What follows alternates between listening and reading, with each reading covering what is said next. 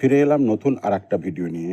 আজকের এই ভিডিওতে থাকছে নিখিলবঙ্গ শিক্ষক সমিতির মান্থলি জার্নাল শিক্ষা ও সাহিত্য, সিপাই বিদ্রোহ সংখ্যা, আগস্ট 2007।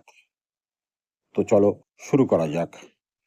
কবিতা পাঠ। খেজুরি নন্দীগ্রাম 1, সুনীল কর্মকার, সহপ্রধান শিক্ষক, বীরভূম পাঁচড়া হাই স্কুলের।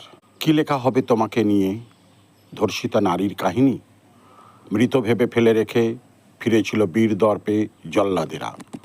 কিংবা লেখা হবে সুলেখা সুনিতা নামের কিশোরীর কথা। আত্মহত্যা নামে সংবাদে খবর হয়।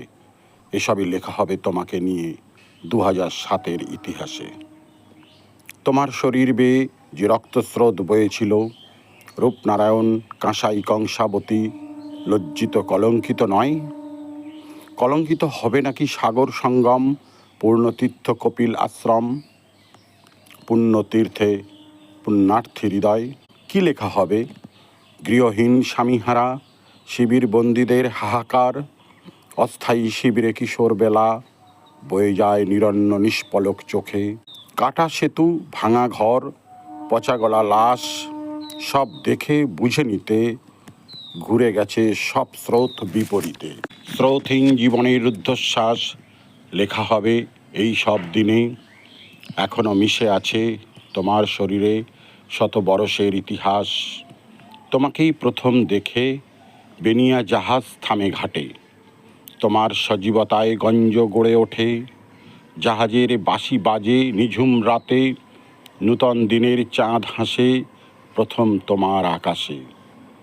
তোমারই বুকে নেমে আসে তাল তাল সোনা। সেই পথে পাড়ি দিয়ে এদেশ মিলেছে বিলেতের বন্দরে।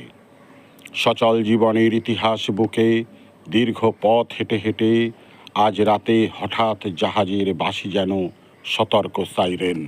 বন্দিরা জেগে ওঠে সন্তান বুকে তুলে। কোথা যাবে, কোন পথে? জাহাজের ঘাটে হায়নার দাপাদাপি রক্তস্রোতে ভাসে। এসবই লেখা হবে অষ্টাদশ শতকের খেজুরি নন্দীগ্রাম তোমাকে নিয়ে, গতিহীন জীবনের রুদ্ধ ইতিহাস।